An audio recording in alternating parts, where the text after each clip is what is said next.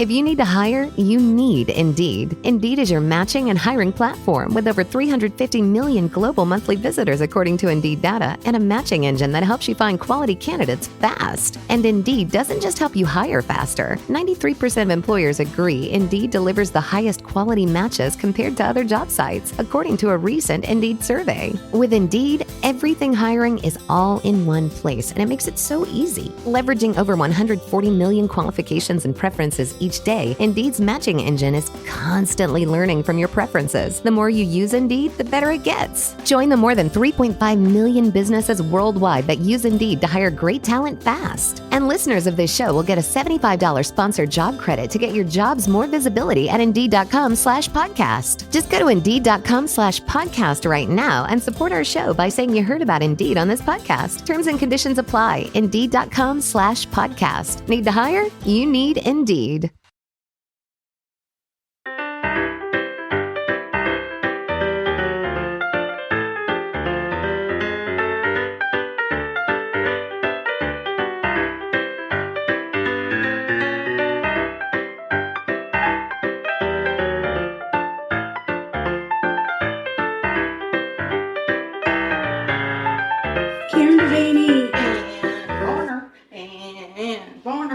Karen Devaney. We are from Sugar Coated Murder Podcast. I don't know what tune you've gone to. Well, I was just going along with your dancing. I know, and it's definitely non-rhythmic dancing. Difficult to describe. Tribal almost. I would say it's interpretive dance, and it's interpreting the silence. Oh, yeah. That wasn't. Okay. So, okay. Anyway, we're from Sugar Coated Murder Podcast, where we bake in the kitchen. And we talk about true crime. And we do. And guess what I'm baking in the kitchen? What? Okay, so we're going to see our mama. Yes, I know. Yes. So our mama she loves it when we go to Stuckey's and we get her the pecan log. Yes. So if she doesn't, she's polite enough not to tell us that she no no longer cares for it. Yes. Because she liked it when we were kiddles. We were kiddles.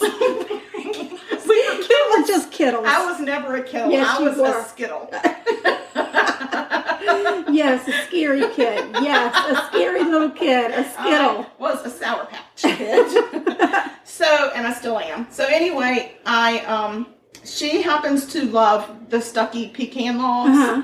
So I found a recipe that it's a really old recipe. And I don't even know how long I've had it, but a long time, because I don't even write like this hardly anymore.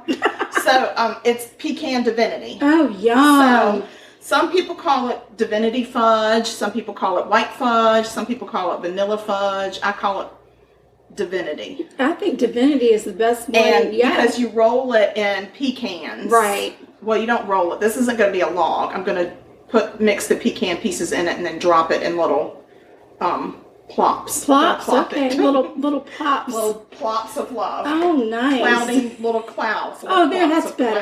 Clouds of Divinity. Yes. So that's what I'm making. That's exciting. It's exciting. It's such a really basic recipe. I'm sure the reason I wrote down this recipe because there's a huge shortcut to it. Oh. And so very basic ingredients. You've got water. You've got sugar. I do have both of those. Vanilla. Yep. You got your chopped pecan. Though I'll be honest with you, vanilla is a struggle. We use vanilla, and we need a vanilla sponsor. We do something. Somebody find us a small vanilla company. That will sponsor us. Because vanilla is pricey. It's pricey, and we go through it. We go through it so much. We do so very much. We really do. So, and then you put the jet puffed marshmallow fluff in it. Anything that calls for the marshmallow fluff is going to be a good recipe. You just have to know going in. I just feel like it was some kind of a shortcut, right? And I thought, I like that one. Yes. So the first thing that you do is you put your 2 cups of sugar and your cup of water in a heavy bottomed pot with your candy thermometer, and it says to cook on medium heat without stirring until it gets to 250. Do you know how difficult that is for me? Yeah. To not just walk by and stir it. Don't do it. I stirred it a lot before I turned it on just because I needed to get it out of my system. Sure.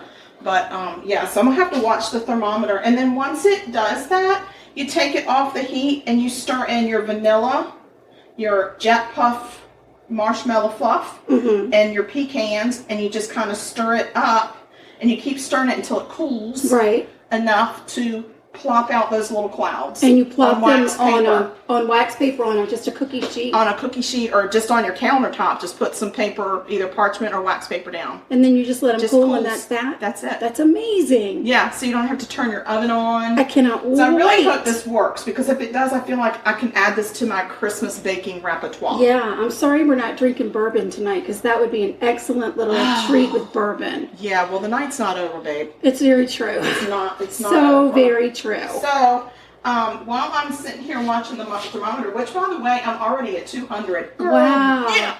And we had such a hard time with that thermometer when we made the French silk pie. We really did. It's a very tricky thermometer, and it's not the thermometer's fault. Right. It's because we were using, I don't know, we were using the double Oh, because we had to constantly, we were doing a pan on a pan instead of a double boiler. Yes, because we didn't have a proper. And you had to constantly stir. You could not stir. Yeah. And that kept making the temperature go down. Yes. It took forever. It was very challenging. And I thought maybe my thermometer was broken, so I went out and bought another one, only to find out it doesn't go up to 250 degrees like you need. No, it doesn't, which I'm really surprised, because, like, candy forms into a soft ball at 250 and a firm ball at 260 or 275, and then like it's in that after the 200s maybe that it starts. It's more of a latte. It's a latte. It's not a meat thermometer. No, I bought it. It's not. And it said candy thermometer, but maybe it meant not. Candy that's not in a ball. I don't know. I don't either. So anyway, yeah, I'm cruising right here. That's awesome. All right. You go ahead and get on your mojito. I'm going to. This week I'm in Staten Island, New York. Okay. We're in New York. All the way You're in New York? New York. No. No. I can't do the Yankee thing. Yes, you can. Hold on, let me think about it. New York. New York. There you go. New York. Yeah. York. York. Don't go Boston. Y-A-W-K. Don't go Boston. No, that's York. New York. There you go. Oh, it's like in the back of my throat. I have to pretty much just swallow my uvula. Yeah. Yes, there you go. Oh, my. Okay. All right, so. Now that our dialect coaching class is done. Listen, we can speak in so many different dialects, it's not even funny. We're a master of People should dialect. hire us to do voiceovers. Oh, please. They should. They have no idea what they're missing. Oh, my goodness. All right, so in the afternoon of July 5th, 2012, Simeonette Mapes-Crupi. Excuse me? Her name is Simeonette. Don't you love that? That's a really pretty name. I love that. Simeonette? Simeonette. Okay. She actually, her family called her Sissy. I think like a younger person in the family couldn't pronounce it, or maybe it was your brother or somebody, and they called her Sissy. But I'm going to call her Simeonette because I love that name. A gorgeous name. It's beautiful. Anyway, she was found dead. Stabbed to death in her Staten Island apartment. We just found out her pretty name. I know. It was her husband of nearly 5 years that found Simeonette stabbed to death and lying at the bottom of their stairs. He told the 911 operator that his home had been robbed and that his wife was dead. Oh, my. So Jonathan and Simeonette met in college. Simeonette was on track to be a school teacher, so she was thrilled. Sorry, I feel like I need to vent. Oh, it's very loud and disruptive to my story. Okay, so will Oh, yeah. Go is ahead. it steam or is it? It's just steam. Oh, well, turn it on. I'll speak loudly. I'll say it loud. Loud and proud. So Simeonette was so excited because a friend of hers introduced her to Jonathan, who they went to the same school, but the school was big and they didn't know each other. Oh, they went to the same school separately. Yes, together. Correct.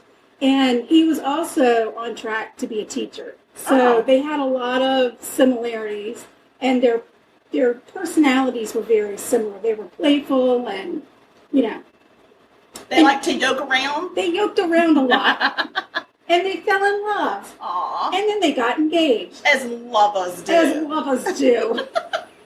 They married in July of 2007. Simeonette landed a job teaching social studies to high school students, and then Jonathan, he can't seem to get himself a teaching job, and he's like, I don't know why I can't get a job. And then Simeonette's like, well, maybe I can help you get a job. And then he said, well, it turns out I never got my degree. And she's like, oh my God, you lied? Oh no. You lied to me? That's a little bit of an oopsie. Yeah, and she was not happy. Oh she my was not gosh. happy. No, I wouldn't be either. But he begged her for forgiveness, and Yeah. they were able to work through it. That's good. And Jonathan said he wanted to get his degree. He had failed a final exam and hadn't made it to the end, but he was very close. Okay. So he, in order to do that, they had to take out a loan for $25,000. Holy moly. But Jonathan finally does get his degree.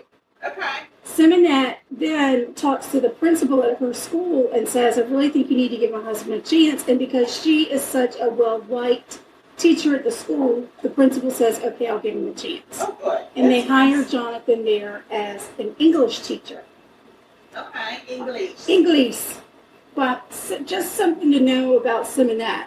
She Uh-huh. was such a good teacher that when her students went in to take, they went in to take some of the standardized tests Yeah. that you take in school. The students scored above average on the social studies portion. Wow. And when the results came back, they actually called Simeonette to the office and asked if she cheated, if she gave her students the answer. That's how well they did. And she was Wow. like, absolutely not. But because it's a placement test, the board said, we're going to have to retest these students because it's not right. It's like all So these far years. off, And, yeah. Right. It's so off base of what we normally see. So they made the students go in on a Saturday and they retested them and actually had a paid monitor in there to monitor the students to make sure there was no cheating. And damn it, the students didn't perform just as well, if not better. Oh my gosh, Nick, can you imagine being that student, having to go in on a Saturday to retake a test because you did so damn good on it, Right. and then only to just do damn good again? Right. Right. So that just tells you what an incredible She's a really teacher, good teacher, she yeah. was.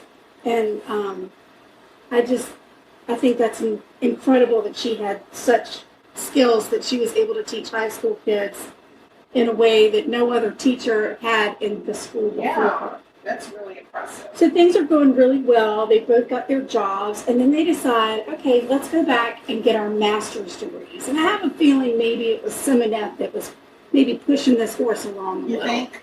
But Jonathan agreed. They took out another Oh loan my to go gosh. back to school.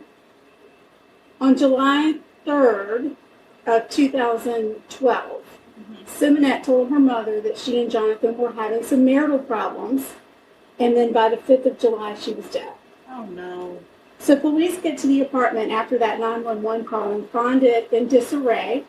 And they see, yep, Simeonette is dead. She's at the bottom of the stairs. Jonathan is taken to the police station for questioning because the spouse is always your Yeah. first suspect. He tells police that he had left early that day to go run some errands. And that he had been texting Simeonette along the way as he finished his errands. Uh-huh. But she had never texted him back, and he just assumed she was sleeping. Oh. So they asked if he could give an alibi. Where did you go when you were running these errands? Yeah. And he gave them the following information. At 9 a.m., I went by the school to pick up some stuff. At 10 a.m., I went to get my car inspected. And at 12 p.m., I went to the Home Depot to pick up some things. Okay. Okay? Typical Saturday And afternoon. he even has text messages that line up with his timeline. Oh, good. Okay? So police are going to now have to, of course, confirm Yeah, that yeah. you are where you were. Now we're going to go back to the apartment. It does look like the apartment had been robbed. There are drawers pulled out and empty jewelry boxes strewn about. So it does appear to be a robbery. However, it's odd because of the layout of the apartment. for her to have fallen down the stairs, somebody would have had to come in and get behind her. And the only way to do that was through a second-story window in a very, very, very busy apartment complex. Oh, okay. So it's not like they're not tucked away somewhere. They're not tucked away somewhere. Okay. And she's on a main road, and there are people constantly back and forth, and you couldn't just climb into the window. You would have to have a ladder or some kind of equipment, and none of that was there. Yeah. And there was no sign anywhere of forced entry. So that does strike them as a bit odd. On the 10th of July, Simeonette is buried. The following day, the medical examiner's report comes back. Oh, I'm sorry. Alexa's telling me to take my trash out. We got it, Alexa. You're good. She's really good about making sure I know. Yeah. So the following day, the medical examiner report comes back. Not only had Simeonette been stabbed 15 times, Oh my God. but she had bruising consistent with falling down or being pushed down the stairs. Okay. So let's think about this for a minute. If you're a robber, what have you've come in to rob? Because you probably need cash, Yes. right? And if you come in and you see somebody and they're in your way, you're trying to get out or whatever, you are probably not going to stab them 15 times. No, You because I'm might- going to try to maybe cut them once or push them down. Like I Right. want to incapacitate them enough for me to get Get out the door Exactly. with my stuff, because Right. I got stuff, right? Because I'm robbing, so I Right. got stuff. Right. And at that point, I don't even care about my stuff. I've been found out. I got to get I out. gotta go. Right? Yeah. Well, whoever Nobody's did going to take the this time to stab her Right. that many times for robbery. stabbed her 15 times, Yeah, that's a and lot. the stab wounds were on her back. Oh, dear. So they stabbed her in her back, her arms, her upper torso. It just, to the police, it seems like it's personal. Like somebody's like very, it. very angry and they're taking it out on her. 15 times is a lot. It I mean, is- it doesn't sound like a lot, because if I had 15 cents or $15, I wouldn't be like, oh, that's so much. But stabbing somebody 15 times is a lot. It is a lot. When you think about piercing the skin, pulling out, putting back in, I mean, And that blood is flying. it's everywhere. Yeah. It's all over the place. So, there's some red flags that are definitely going up at this point. So the police are now going to start researching Jonathan's alibi. Okay. His timeline sends red flags because it's very precise. Like if I leave the house and go run errands, I don't think I could tell you what time I got to where. No. Like I could say it was somewhere in It was this around vicinity. 10-ish. Right. It wouldn't have been, I was there at this, I left at this time, and here's my text message. Yeah. It's not normally It's so not that precise. precise, It no. shouldn't be. Not in my life is that precise. Everything I do is ish. Right. Right. And we're talking about a dude here who didn't finish college his first go around and lied about it. So I can't imagine he's a precise It person. doesn't seem to be detail oriented. No. Like on the surface anyway. Right. So the police start pulling surveillance video. First, they pull the surveillance video at the school. Sure enough, there's Jonathan going into the school. He goes in his classroom. He leaves the school. The next place they see him is at the place where he got his car inspected. There he is. He drops his car off. He walks across the street. He looks in some of the shops. There's surveillance. Picks him up. He goes back, gets his car, and he leaves. So then they go to the Home Depot surveillance, and they watch it, and they watch it, and they watch it, and there's no Jonathan. He never went to the Home Depot. Oh no, Right? Jonathan! What do you- You said you were there at noon, sharp. You didn't go. You didn't. You didn't go to the forgot Home that part. Depot. You forgot to go. Yeah. So, in the meantime, they go back to the apartment and they do a little bit more searching. And they end up finding a backpack in one of the closets. Oh. Among some other random items, there was a cell phone, a cellular device in the backpack. Okay. And they look at the call history, and it shows several unknown numbers. So police say, we're going to call the one that he's called the most Sure. and see who answers. So they call it up, and on the other end of the phone, they've reached Miss Pumpkin. Who? Miss Pumpkin. Pumpkin. There's a person named Pumpkin? Her name is Miss Pumpkin. Miss Pumpkin turns out to be a local sex worker. Good Lord. Instead of going to the Home Depot, Jonathan had gotten himself a little pumpkin muffin. Oh, no. Oh, God. And so, you can see where it could be confusing. Home Depot, visit with hardware store. A sex session with Miss Pumpkin. Right. I mean, it's all the same. I got a muffin and a latte. I don't know what to tell you. So they bring old Miss Pumpkin down to the station, and she confirms, yep, Jonathan was with me. And as a matter of fact, I had a really, really busy schedule. I was busy that day. My schedule was packed, so I actually had to work him in. Oh, Pumpkin. Yeah, for $300. Yep, $300 for that muffin. And these people are on a teacher salary. Correct. I'm just saying, that does not compute. No. So it turns out that Simeonette had recently found out that Jonathan had been sleeping with a lot of sex workers. What? In addition, she found out that though Jonathan told her he had finished his master's program, no.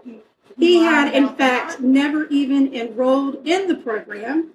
Nuh-uh. He had, however, taken the loan money that he had gotten to go back to school and spent it on strippers and sex workers What is he to the tune over a 4-year period of $50,000.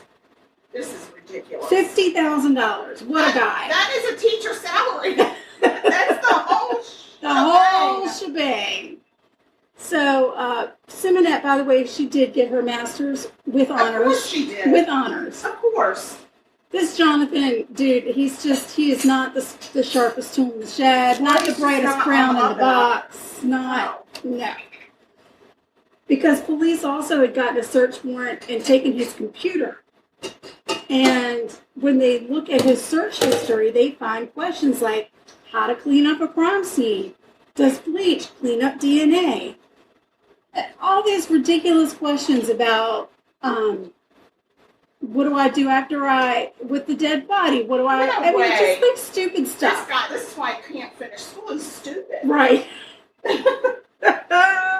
So, Jonathan Crupi is arrested November 13th, 2012, and charged with second-degree murder.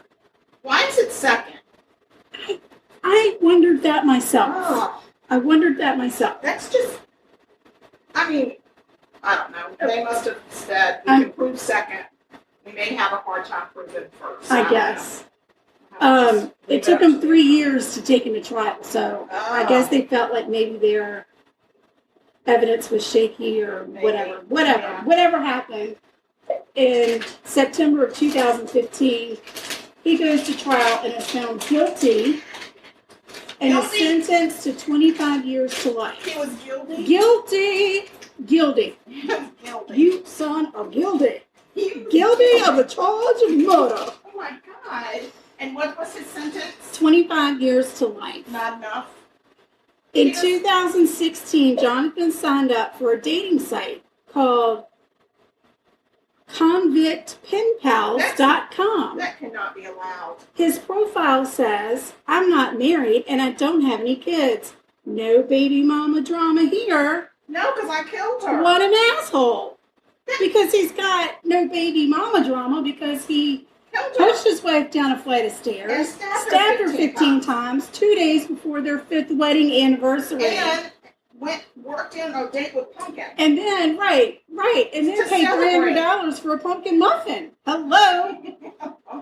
Oh, my God. So this jackass appealed his case in 2019. His request was denied. Good. He can still appeal to the New York Court of Appeals, so I'm sure there's he and his attorneys feel that the search warrants weren't done properly. Oh, good God. Whatever. It doesn't matter. He killed her. Exactly. My whole thing is, after we find out that he killed her, it's fine. Everything else is fine. Right, the end. And I don't think that prisoners should be on prisoner No. No. This is not okay. No, but they are. And people go out there and do that. I don't understand it, but I'm trying hard not to pass judgment. Judge people, but So for those of us that don't know what it means when they say 25 years to life, I did look that up because I see that to life a lot and I don't get it. Yeah. What that means is you're not eligible for parole before 25 years. You Right. have to serve 25 years before you're eligible. And But just because you're eligible doesn't mean anything because they can deny you the rest of your life. Right. So it's a life sentence. You just are up for parole in 25 years. Yeah. So fingers crossed that he doesn't get parole ever. Yeah. And that really. he remains in prison on his convict pen pal dating website. For sure, girl. Yeah. And that's it. Well, There's Simone. He put out her light way too soon. I'm telling you. He traded his wife for a pumpkin. Well, and Pumpkin didn't even know. She had nothing to do with it. No, she didn't have anything to do with Honest it. girl. Working girl, doing her Just thing. Doing her thing. Doing what it takes to get by. Hey, just 1 second. If you think you might need some spray to go in that purse, it's in the cabinet right behind you. There's some. She's using a little cookie scoop, and because it's a sticky batter, sometimes if you spray that metal and then you scoop your sticky batter, it comes out a little cleaner. It may or may not work. Yeah, I don't know. We're all about the kitchen hacks, y'all. Yeah, just stay tuned for those. Yeah, we're going to be giving you a lot more of the kitchen hacks. So, this is turning out really kind of cool. But it smells divine. It smells good over here, I gotta Yeah, tell you. your divinity smells My divine. divinity is divine. Yes.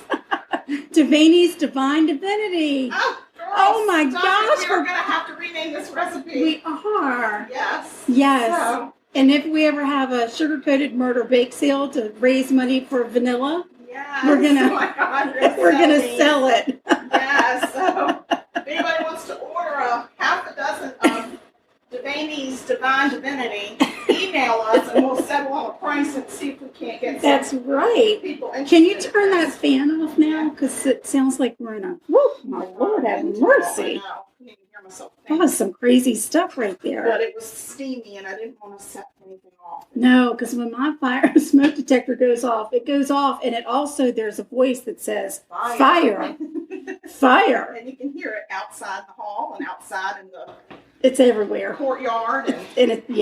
And poor Trout, he falls apart about it. And then he can't get it He together cannot. the rest of the evening. That's it. That's Okay. it. So can you go on pause? Because I think I could use an assistant. I'm going to go on pause and see if I can find you an assistant. No, I just need another pan. Okay, I'll see what I can do. Thank you. Okay, we're pausing, and we'll be right back, y'all.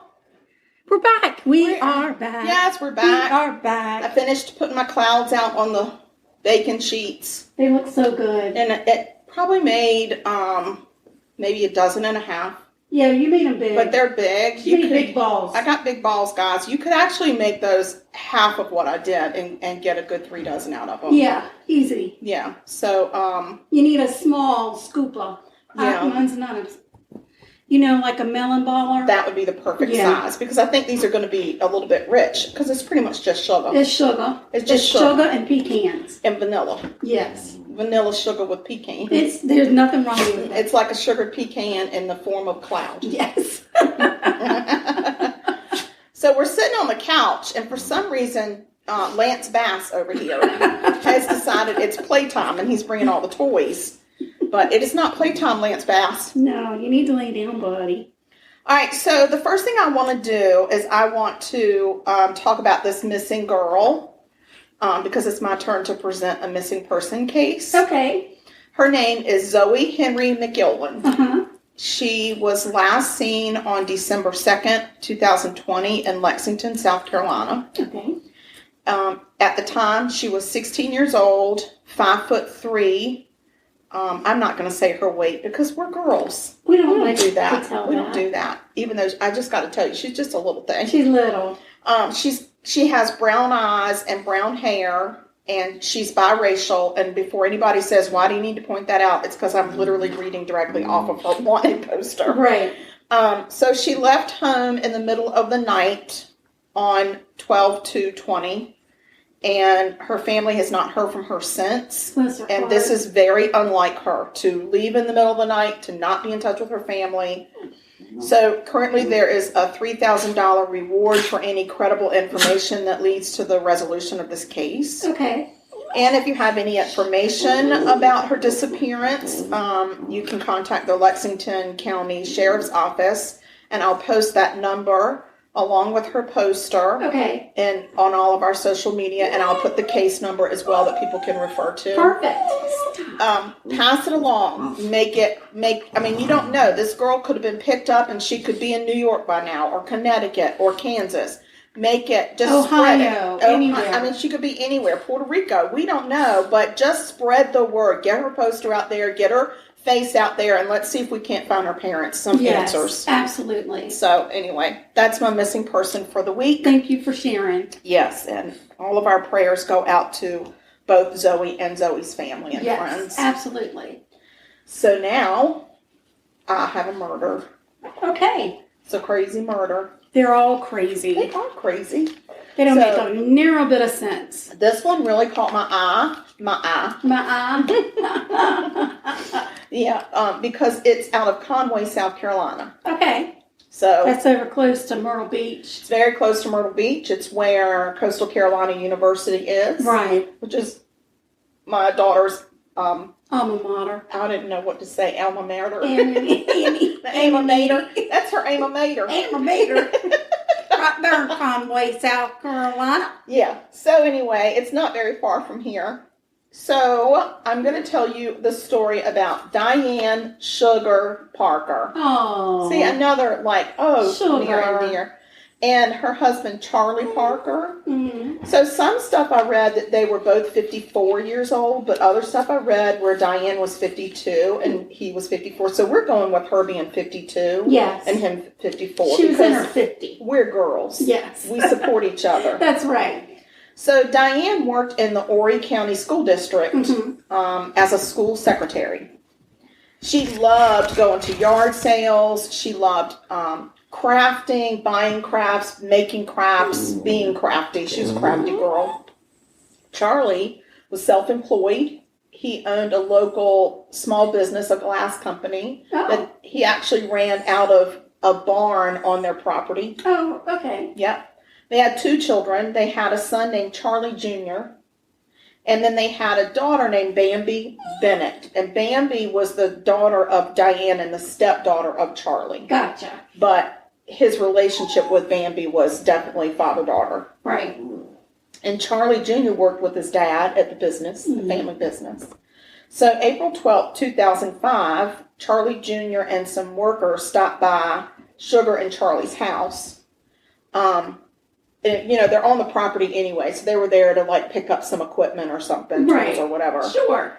And they noticed it was awful quiet for that time of day. Usually it's some hustle and bustle going on in the house and stuff like that. It was real quiet. So a worker just kind of glances through one of the glass doors and sees what he thinks might be a body laying in the kitchen on the floor. So he goes and tells Charlie Jr.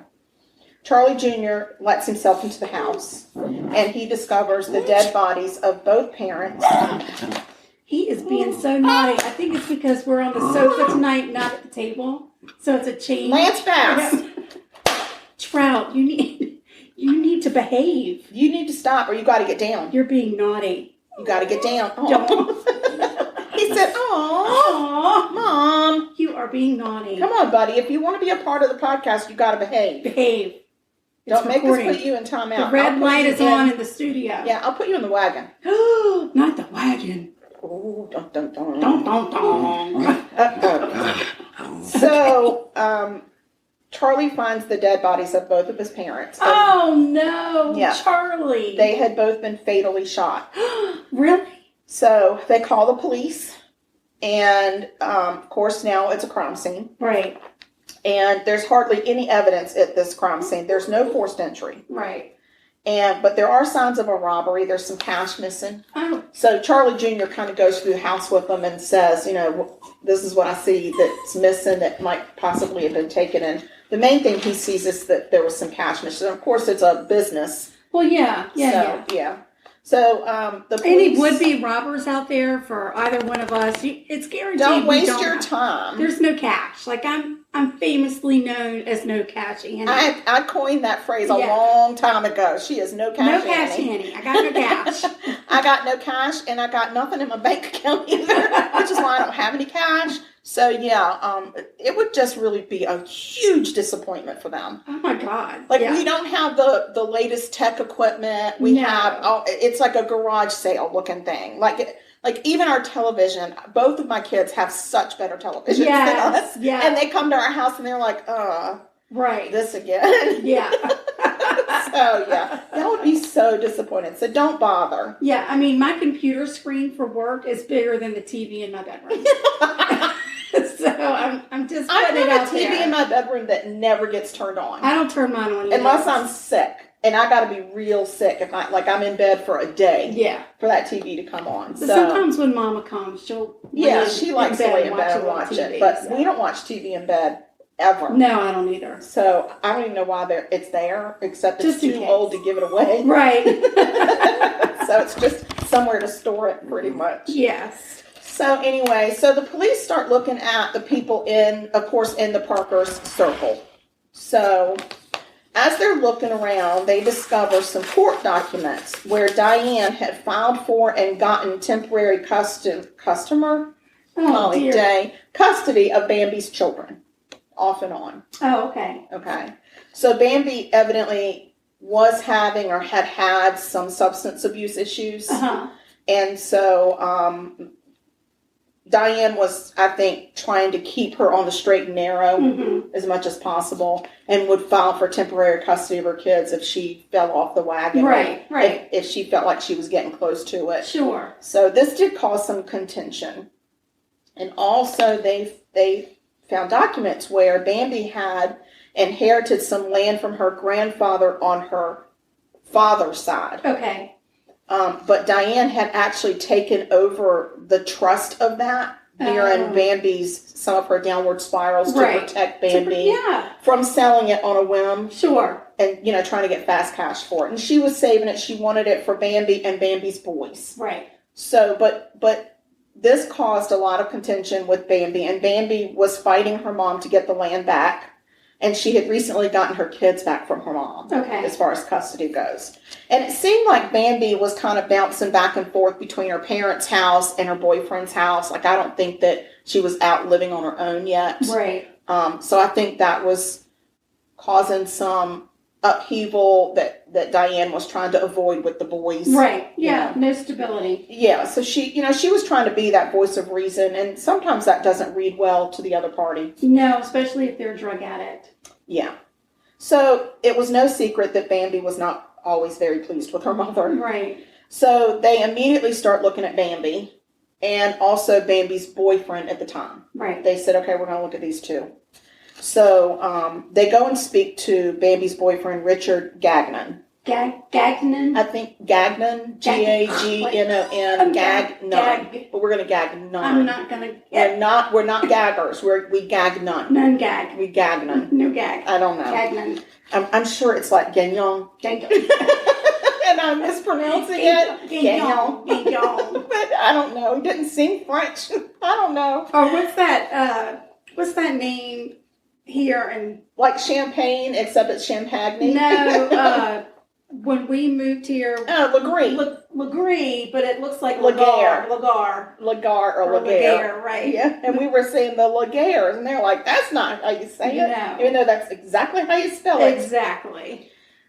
So, they start looking at Richard Gagnon. And Richard, at the time, could not give them a verifiable alibi. Oh, no. So, they bring Richard down to the station, and when he shows up, they said, well, we'd like to get your shoes and look at your shoes. Oh. Which is not unusual. No. Because if you shoot somebody, a lot of times you get blood spatter on you and stuff like that. Sure. So, sure enough, he takes off his shoes, and there's blood on the bottoms of them. Well, I'll be darned. And so the cops, of course, take them, bag them, send them out for testing. Right. To figure out whose blood is that or what kind of blood is it. So, Richard's explanation of that blood was that he got blood on his shoes when he walked through the crime scene after the investigators left. Oh. So he said he went in to remove the crime scene tape, and while he was in there, he walked over and closed the curtains on the front window so Bambi wouldn't see the blood before it got cleaned up. Oh. And he also went in there because Bambi's purse and keys were in there. Oh. So that's why he went in there, and then he was like, oh, before I don't want Bambi to see the crime scene tape. I don't want her to see her to the blood. So he said he walked around, but the investigators had left and given the house back over. Right. That's what he says. So the cops then didn't believe him. So when the blood came back, sure enough, it was Charlie Parker's blood. Right. So at the crime scene, they also had collected, of course, blood and DNA evidence and all that kind of stuff, sent everything out. So on April 26th, they arrest Bambi and Richard and charge them with double homicide of the Parkers. Oh, wow. So they also looked at some others, in the circle. They talked to an employee named Khalil Moore. And he had been employed by Richard with the company, but he had been let go because he had failed a drug test. I'm going to get you. You're going to be in big trouble, mister. Trout, no. You need to go night-night. Time out for you. Night-night. Night-night, buddy. So anyway, they went and talked to Khalil Moore. Mm-hmm. They talked to all the employees. Right. But they found out this Khalil had failed a drug test, and so Charlie had to let him go. Right. But he also, he had been he was very close to the family, and some employees said that Charlie was trying to help Khalil even though he had to let him go. He felt real bad about it, but sure. It was policy, and he couldn't make an exception. Right. So they bring Khalil in and asked him to take a polygraph, and he passes. Okay. So they were like, he passed his polygraph. We don't have any more questions for him. They let him go. So they didn't really have anybody else to question. They felt like they had their guy. They had their guy. So the DNA test comes back from the crime scene, and they do get a hit in the database. They don't know. It comes back. It comes back, and it's male DNA. Okay. It's not Charlie's. Right. It's not Richard's. Okay. They don't know whose it is. Whose is it? And they put it through the database, and it gets no hits. Okay. Okay, so they're like, we don't know. But they also said Charlie ran a glass business. I know, yeah, that's on the premises. Part of it. So it could be that anybody could have been in there and had a cut or cut themselves or whatever. Sure. You just don't know. And so they said, and it wasn't a lot of blood. So they were just like, or maybe Richard had an accomplice. They didn't know. Right. But Richard's blood was not on the premises. Okay. So. Well, and you wouldn't really expect it to be if they were killed with a shun gun. Shun gun. Oh my God. I think I'm having a stroke. I love it. What is a shun gun? Listen, you keep your shun gun out of my house. I'm not okay with your shun gun. I can't imagine what is happening to me. It's because I'm not drinking. I know. We should We not just do that. should have had some bourbon. We're driving tomorrow, so we're trying to not drink. But seriously, guys, you're a witness to this. I need bourbon. Oh. So anyway, Richard denies having anything to do with these murders. And eventually they let Bambi go because they got nothing on her. Right. Just that she was pissed off half the time at her mother and half the time she wasn't pissed. Right. That's it. Doesn't necessarily make you a murderer. No. And they didn't have they had nothing to keep her on. Right. So they let her go. So, and they kept talking to employees, and then they brought this Khalil back up again. And this employee said, listen, Khalil was really close to the family. He spent time in their house. He would eat meals with them. Well, that didn't mean anything. I know, but they were saying, don't look at him because we don't think it's him. I've taken his DNA anyway. Well, and I think they probably did. His DNA was not at the scene. Okay. So anyway, eventually Bambi gets her land because her mom's not alive to block her on it anymore. Right. And she takes her boys and moves to North Carolina, settles on her land. Okay. And Richard, her boyfriend, never hears another word from her. Oh, so she dumped him. She said, I'm out. Yeah, and he's sitting in jail. Right. I thought that was a little cold for the murder. So maybe she thought he did it and said, I'm going to separate myself from him. So I don't know, but how could they hold him? They didn't have any evidence. They just had the blood on his his shoes. They arrested him. They charged him because of the blood on his shoes. And they feel like that his motive was that he wanted to get Bambi the land, right, and any kind of insurance money so that they could go start their life together. Right. Bambi didn't seem that. I mean, she was serious about him, but it didn't seem like that was her plan. Right. So it was a little confusing. Yeah. But the police said, "Well, we're not saying Bambi told him to. We're saying he was acting on his own." Right. And this is what his plan was. Oh, why? Just because he was in love with Bambi, he was dating her and wanted to see her win. I guess it seems odd. It seems a little flimsy. But they go to trial. Really? At the trial, there's an inmate that gets on the stand and testifies that Richard actually confessed to him in jail about the killings. Oh my gosh. So, again, Richard denies. He said, I don't even know this guy. Like, I'm sure we're in the same jail together, but I don't even know him. Right. And he's convicted. Double homicide. Lord have mercy. Based on the motive to get the land. He gets 2 life sentences with no parole. Right. So, a year later, the lead investigator from this case gets a random phone call from another investigator in Tennessee. Okay. And says, we got a hit on some DNA from your crime scene. Oh, my. They were like, oh, my gosh. So, they had picked up a suspect on a burglary charge. He went to trial and was convicted. And before he went to prison, as what they do now is they swab your cheeks and they go ahead and get your DNA. Sure. It's just part of the package. Yeah.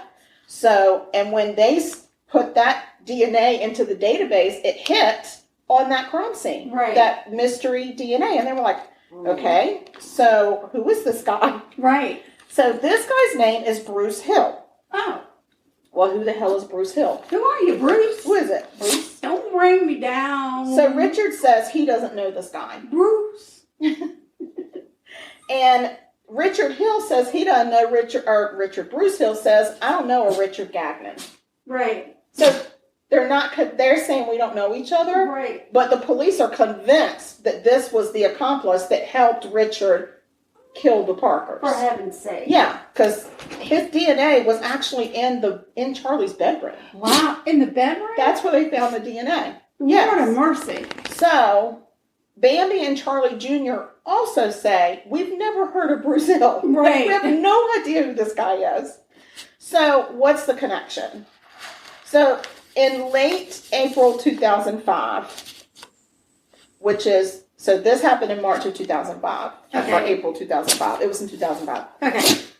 After that, but not much further after that, there was a traffic stop in Myrtle Beach. Okay. And this police officer pulled over a Khalil Moore. Okay. You remember that name? I do. And with Mr. Khalil Moore was a friend of his in the vehicle with him named Bruce Hill. Oh, Bruce. So there's the connection.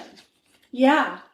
But Khalil. What did you do? Khalil passed his polygraph. I know, but that didn't mean anything. So in 2013... 13. 8 years later. Oh my God. Richard is still in freaking Lord prison. have mercy. He files an appeal, and it's based on this new evidence that this guy, Bruce Hill, his DNA was at the crime scene. His was the only other DNA at the crime scene besides Parker's. Right. He's friends with Khalil Moore. Right. Khalil Moore worked for them. Let me the hell out of jail. Right. And the police were not having it. No, because they closed their case. They're like, we're done. So he files an appeal based on the new evidence, and a judge hears the evidence and orders a new trial. Okay. When they go back through, they have that same inmate, testify because they want to talk to him about his testimony, and he says, yeah, I lied. Yeah, duh. I lied. So he recanted his whole entire story. And put a man in jail for 8 freaking years. Just for shits and giggles. And I think then there should be time tacked on to his sentence. I think all of those years, but we're not done. Oh. This is not done. Okay. So, the judge lets Gagnon out on a $5,000 bond while he's awaiting trial. Thank God, because the man needs some fresh air. Yeah. So, 2 years go by. Okay. And he is still waiting to go back to trial. Right. And they still haven't they haven't gone into trial. It takes a long time. Lord have mercy. Yeah. They already did one trial. But they got to do a whole new with all the new evidence and try to figure it out. So 2 years into this, Horry County prosecutor comes out and says, we're going to drop the charges for now on Richard Gagnon. Okay. But on the condition that we could reinstate it when we feel like it. What? So we're not expunging the charges or his sentence. What? But we're going to let him stay out on bail. That does not make any sense to me. It's stupid. It's convoluted, but they can do it. That way it's not double jeopardy if they go to a new trial. Yeah. Right. So, in a very crazy twist of fate, Khalil Moore, do you remember him? I think I may vaguely remember him. He had been charged with a murder as well. Oh. In 2013, he was brought back to South Carolina from Ohio for a murder that they pinned on him from 2013. Wow. So when he arrived, the prosecutor thought, this is my chance. I can go and talk to Khalil and get the real connection between Hill and Gagnon. And maybe give him a later, work a deal. Yeah. Because you're not going to get something for nothing. No.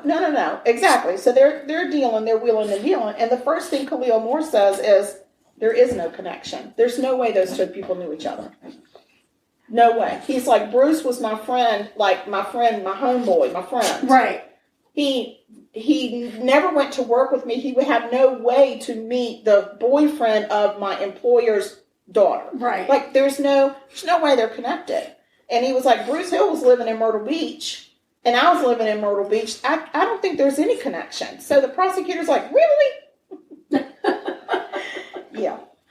So he was like, there's no connection.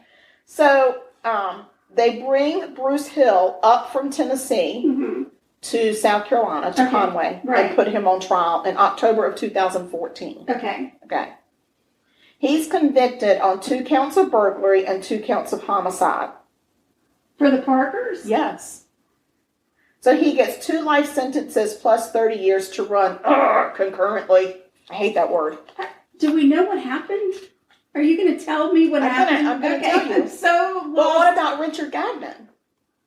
I'm so lost at this point. I don't know how anybody is involved in anything who did what. Okay. Unless it's at that traffic stop, you disrespected me, so I had to come kill you. I don't know. I just don't know. No, there was just a random cop. I don't know. That cop had nothing to do with anything except that that was the connection that they were able to put Moore and Hill together. All right, well, bring it all together because I'm sure the people listening are just as lost as me. What the flip and flip?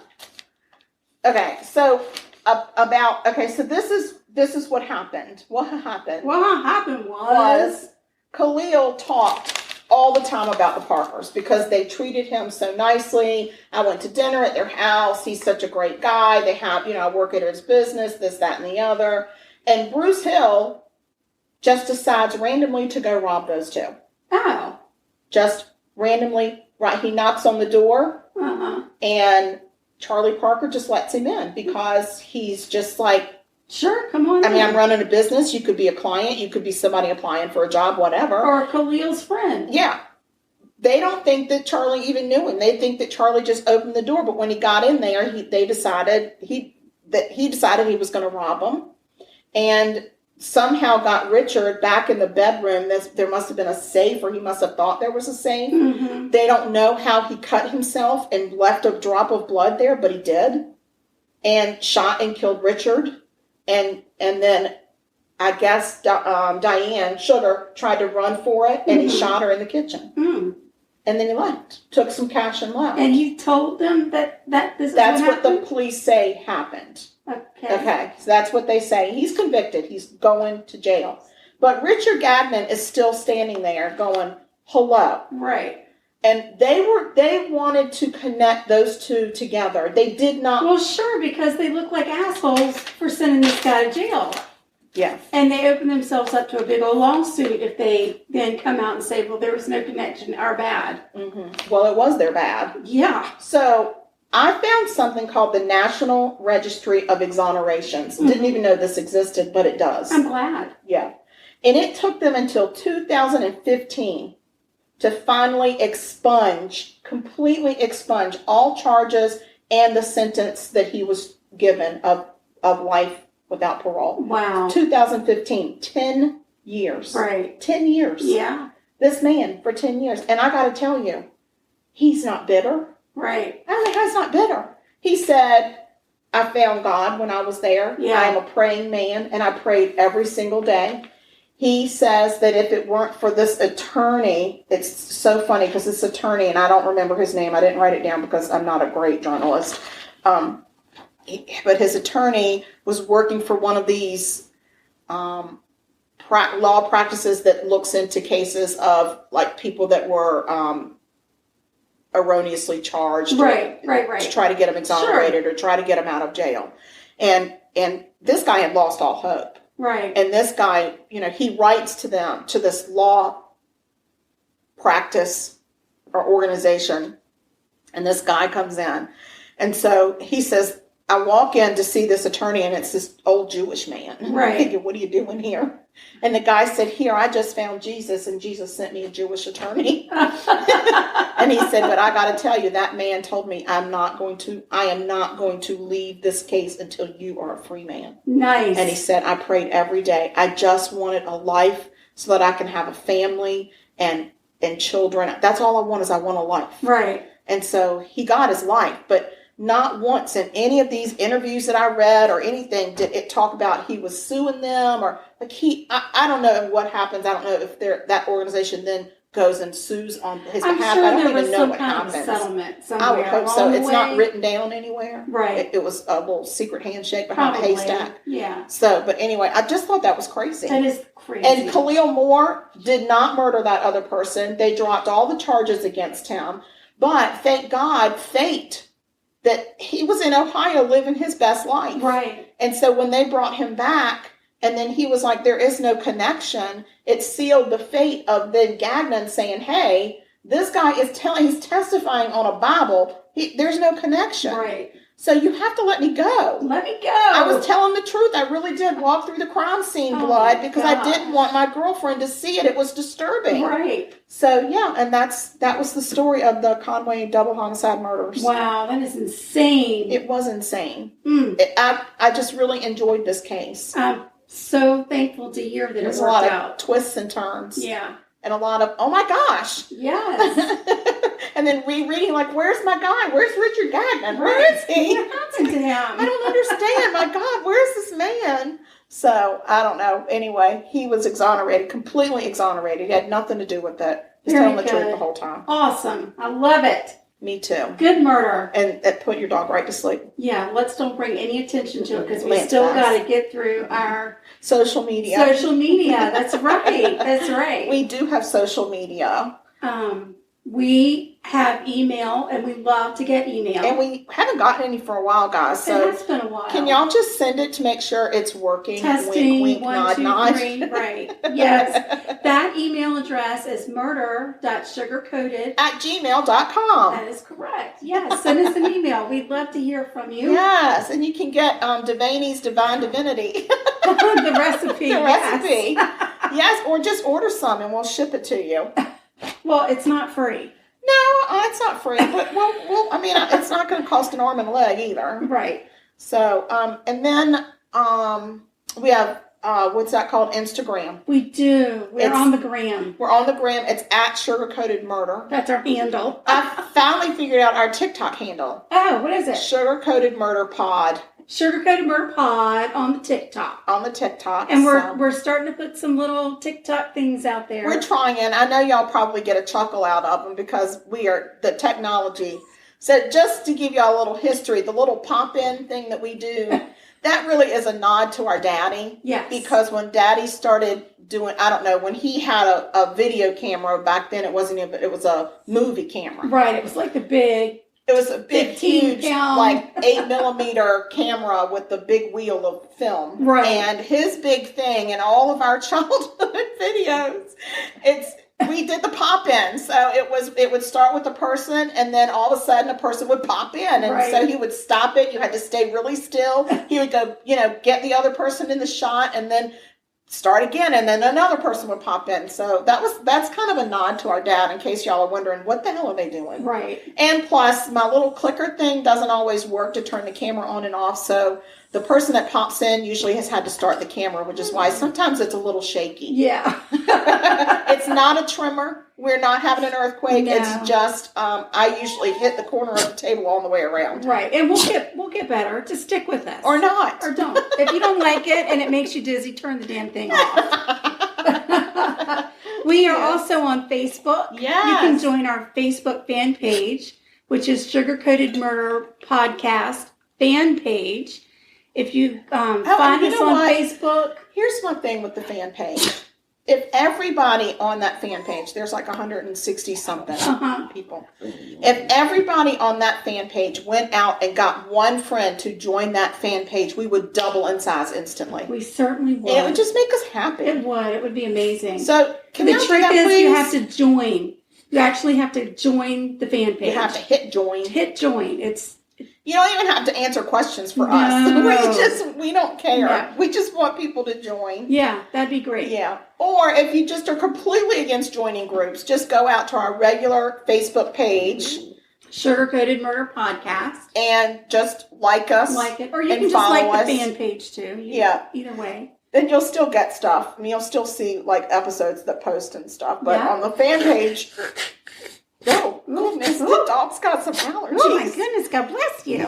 Oh. And now he's in circles. On the fan page, we always put the episode out the day before anybody else knows about it. Yep. We put pictures and memes and that kind of stuff. Yeah. And so, I don't know. It might be time for us to do another Facebook Live situation. I'm not sure. We struggle. We'll try. Struggle. Guys, we'll see what happens. Struggle.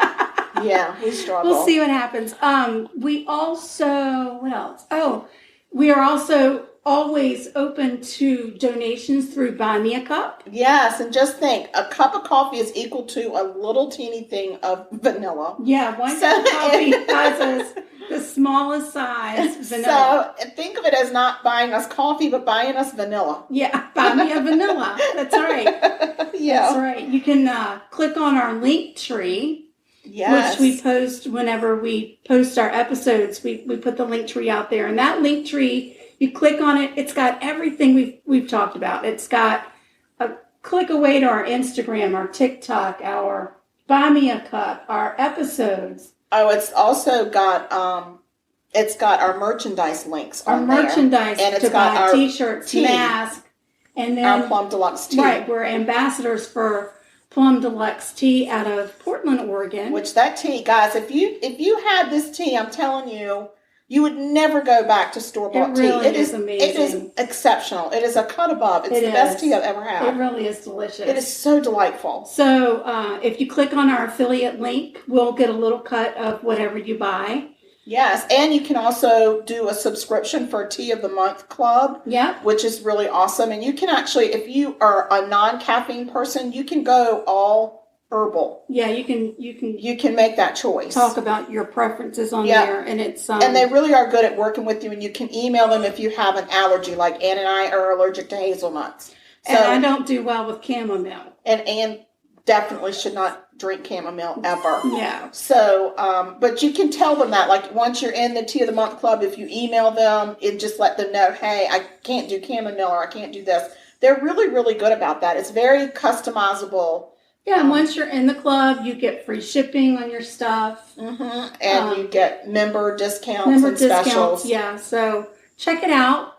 You can find all of the stuff we've talked about on our link tree, which we post when we post our episodes every week. Yeah, and if you go to TikTok or Instagram, it's in our bio. Yeah. And I think our stuff is showing up on YouTube. Yeah, we've got a YouTube channel. It's Sugar Coated Murder or Sugar Coated Pod or something. I mean, you'll find us. It's got our logo, so if you just type in Sugar Coated Murder Podcast, we're all over the place. There is no excuse for you to not be following us, liking us, joining us, communicating and telling with us. your friends and your family. If everybody gets one person to follow us, then we double in size in no time at all. Exactly. And we're in so many different countries. We so appreciate our international listeners. Oh, yeah. I have no idea how they find us. I don't either, but I don't it. care. I just love it. I mean, we just added Luxembourg. Nice. I had no idea. Nice. So yeah, and so we've got a lot of really, really good pockets of followers. Canada is a big follower. Ireland, we seem to be pretty popular there. Well, duh. We're growing it. We've charted in Australia. Okay. We've charted in Ireland, and we've charted in Great Britain.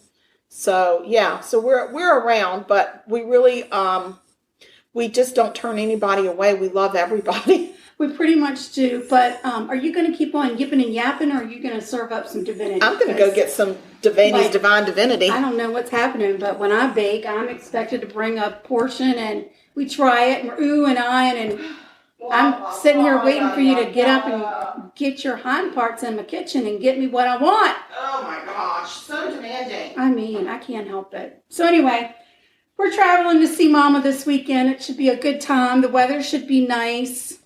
What else can I tell you?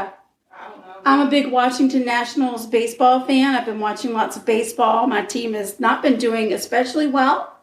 I will say they've been playing the St. Louis Cardinals, I feel like, for freaking ever. And if you watch any of the Real Housewives of Orange County. They used to be on Orange County. They're not on there anymore. There's a lady, Megan.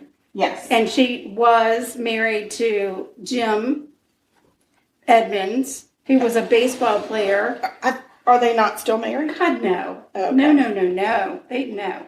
Oh, so, and he's been commentating on these games, and he drives me freaking crazy. I'm ready for him to be gone. I don't even want to watch the games anymore because he drives me bananas. I got it. Yeah. All right, let's taste this divinity. Oh my God, that is so good. I hope Mama likes it. I'm gonna love it. I really hope so. Well, guys, we love you. We do. We hope that you will remember, stay sweet. And don't murder. Because if you kill people, we will talk about you. And it won't be pretty. Nope, y'all. Have a great week. We love you. Safe. Goodbye. Bye.